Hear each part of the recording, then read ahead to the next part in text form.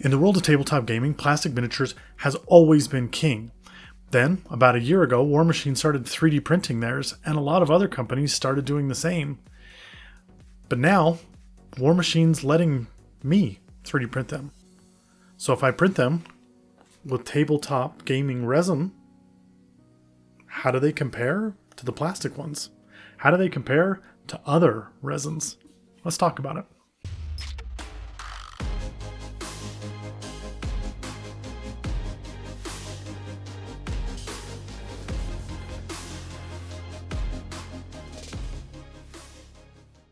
So a while back, I 3D printed a salamander army using Wargamer tabletop miniature gaming resin.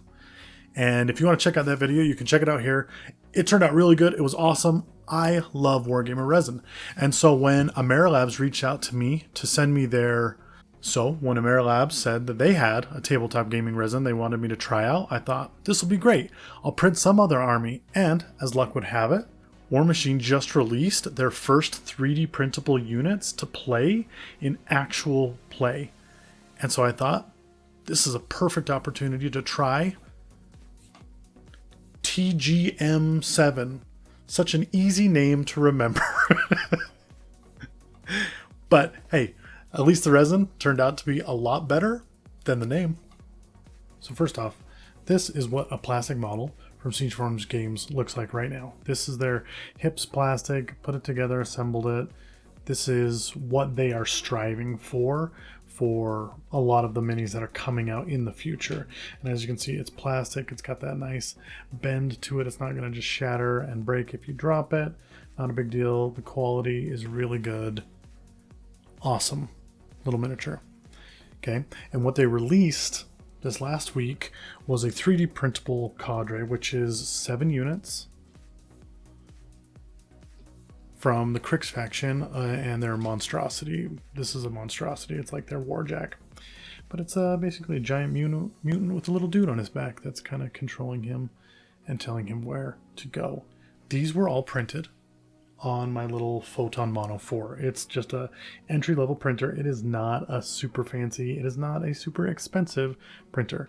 It is a great starting printer.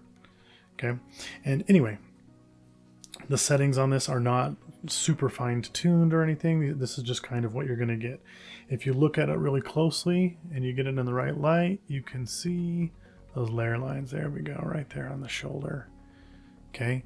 And anything you print in resin is going to have those. The smaller the layers are, the less of them you'll see. But I mean, overall, you're only going to see them if you're catching it in that specific light. Okay. And I printed these with that TGM7 tabletop gaming resin. So what does that mean? It means that these things have a little bit of play in them. Okay. And they are durable and they're not going to just like break if you drop them. Obviously, if you break them from too high or drop them from too high, it's like anything else out there. You might have problems, but from what I've seen, they do a pretty good job.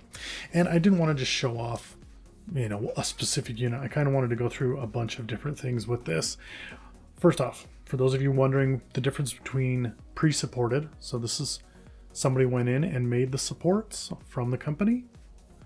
And this is generated supports. These are supports that are generated by a computer when you go ahead and print it. So if I had just this file and I said, computer, put supports on it, this is what it looks like. Whereas these are super nice, super fancy. These are not final cured. These just came out of the printer. They have been cleaned, but they have not been final cured, which is that last time you hit them with light. But this is when I like to remove supports because I feel like they just come off a lot easier. And just kind of to show off, these are both printed with the same resin, just to kind of show off how it comes off. This was done by somebody who knew what they were doing, and that's it.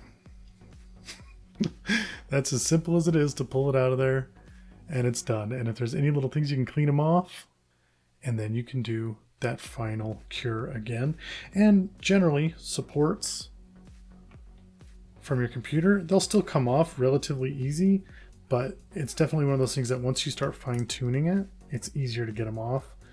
I'm not going to sit here and fight with this one, but it will still come off and look great. Here's another one Same thing that I did myself. It took me definitely a second longer to get them off, but if you can use those pre-supported miniatures, it is definitely a good idea. Fun little tip. If you're ever doing resin miniatures and you notice that parts of them are shiny and parts of them are not, generally that's because not all of the resin has come off. So you might want to try cleaning it again, just so you have that nice uniformity to the texture and to the sheen on the model. So just kind of keep that in mind. Little tip for you miniature printers out there. Okay, so something I've wanted to do for a really long time is compare two different miniature resins. So I'm going to do that today because, well, I have a miniature that I printed months ago with War Gamer resin, and then I have the Amerilabs TGM7, okay? And I like this. I really do like this resin. The TGM7 I think is really nice.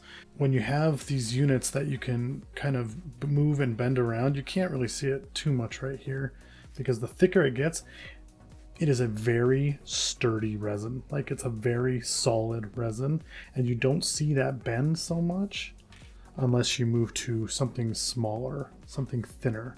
You know, and if we get to these really small pieces, they bend super well and they're super nice to use. But it is a sturdier, stronger resin than the Wargamer resin, because I mean, look at this Wargamer resin. I don't even have to hold his hand. It just bends. It holds its shape. If you've ever bent a piece of plastic and felt like, oh, I bent it too far, I feel that's how this TGM7 is. I feel like certain things, especially like in joints, when you bend it, it'll get to that point where it's like, oh, you bent it too far, but it actually goes back and it still works. So, I mean, very, very good resin. Both of them are. If I had to pick, honestly, I would stick to Wargamer. I mean, they're not paying me. They sent me some resin a while back. I loved it. I just feel like it's a lighter resin. It's a finish that I like a lot. And the finish with the TGM7 isn't bad at all. Like, it looks really, really good. And everything came out crispy and clear and clean.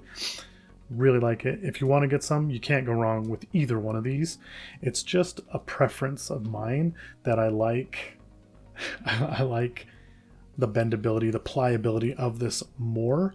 And I feel like if you want to do like kit bashing and stuff like that, it's a little bit easier of a medium to do that because it just cuts really well. And I mean, the TGM7, I will say that before it's cured, it's like butter. It's like just cutting through stuff and cleaning things up. So do that before your final cure, because when you do that final cure, it will take on that harder, more solid thing, performance, more solid state. And they're both fantastic for anyone who's looking into 3D printing miniatures and getting their start in games like Warmachine. So in the end, both resins that I've tried so far for tabletop miniatures have been really good. They both have their ups and downs, the little things that are unique about them that are purely your preference. I like them both. I've enjoyed working with them. In my mind, a miniature should be as light as it can possibly be, and I just feel like that Wargamer resin cured a little lighter. When I hold these two units together side by side, there is definitely a difference in the weight, and to me that mattered. To most people it won't. Some people like a heavier miniature, and so that might be what you're looking for. But overall, I really enjoyed printing these out. I love having this Crix cadre and being able to put it in with my existing Crix army and being able to mingle in this monstrosity with, you know, warjacks or whatever else I want to put in there. And so I like that part of this, and I love the freedom of being able to print multiples of these if I want.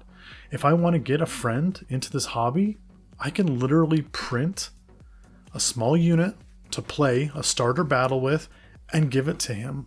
Through Amazon, this stuff's $89 a bottle, which in my mind, that's a lot of money to pay for resin, you know? And Wargamer, last time I checked, it was closer to the $70 range. I'm not 100% sure what it is now. But $70 is still a lot of money to pay for resin.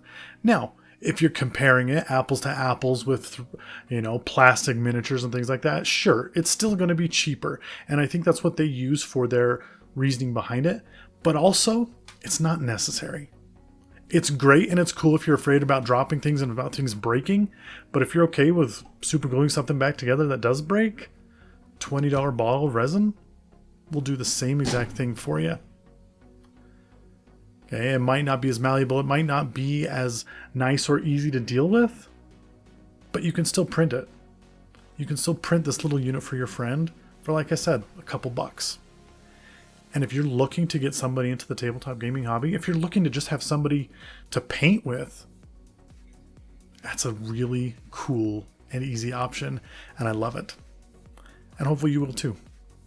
And if you like this content and you like what we're doing here at Pulsegate Games, please like, subscribe to the channel, hit that little bell if you want to be notified when another video comes out, because we're constantly covering different topics from Malifaux to Warmachine to Necromunda, which is coming, which will be fun because I'm super excited for it. But yeah, leave a comment below. Let us know what you'd like to see. Let us know what you think about these 3D resins. Are they worth the price? And if they were cheaper, if they were $30, $40 a bottle, would that make it a lot easier for you to buy? Or would you still stick to the $20, $25 bottle resin? You know, and do you like the direction that Warmachine is taking by 3D printing miniatures that are totally legal in tournament play? I'm curious to know what you think. So drop that in the comments below. And as always, don't spend so much time building your world, 3D printing it, that you forget to spend some time in it. Until next time.